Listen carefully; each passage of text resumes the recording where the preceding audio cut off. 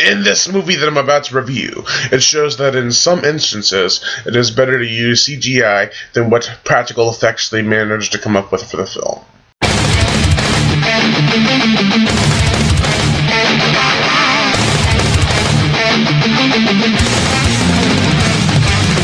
Welcome to the horror show.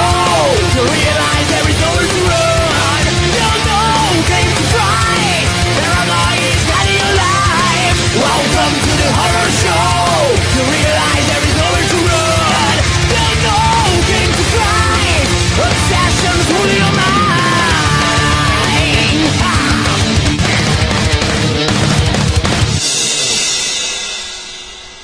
The Eden Formula. Let me just start off by saying that this film has an ensemble of an awesome cast. You have Tony Todd, Candyman, he's Candyman. You got Dee Wallace Stone from Cujo and Abominable. You have Jeff Fahey from Planet Terror and Machete. And Jesus Christ, why does this movie suck so bad? You also have John Carl Buckler directing this film. He's directed great films, man. He's directed Friday the 13th Part 7. He's directed some fun but decent 80s horror films like Troll, Cellar Dweller, and a lot of other great fun films. So why? Why? The director makes the choices, right?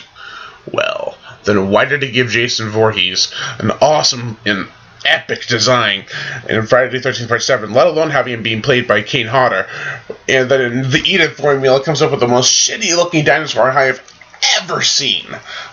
But this film does have a lot of charm and heart, it seems, and I can't completely bash it. The story is like a typical heist or robbery.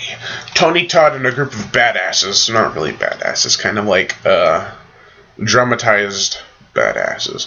Anyways, they come and they try to get the formula from Jeff Fahey, who owns this giant company. He works with Dee Wallace Stone, and excuse me, they have this T-Rex, and they're like, we need the formula.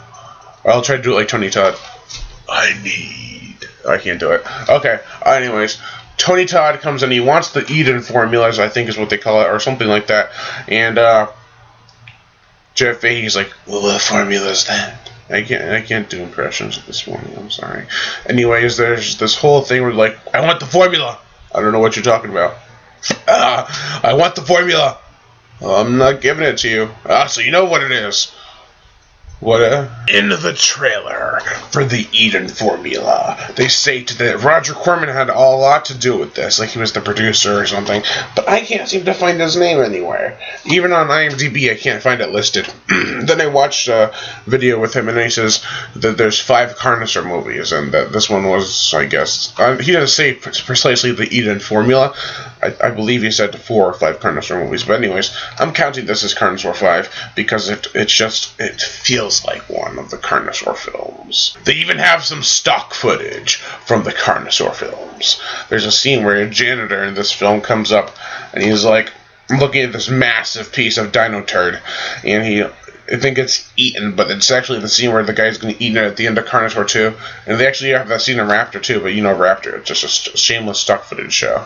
At least, this film had a little bit more dignity. So yeah, it's a pretty weird movie overall. The special effects are so bad that it makes you question what the hell you're watching, and if it's actually a legit film.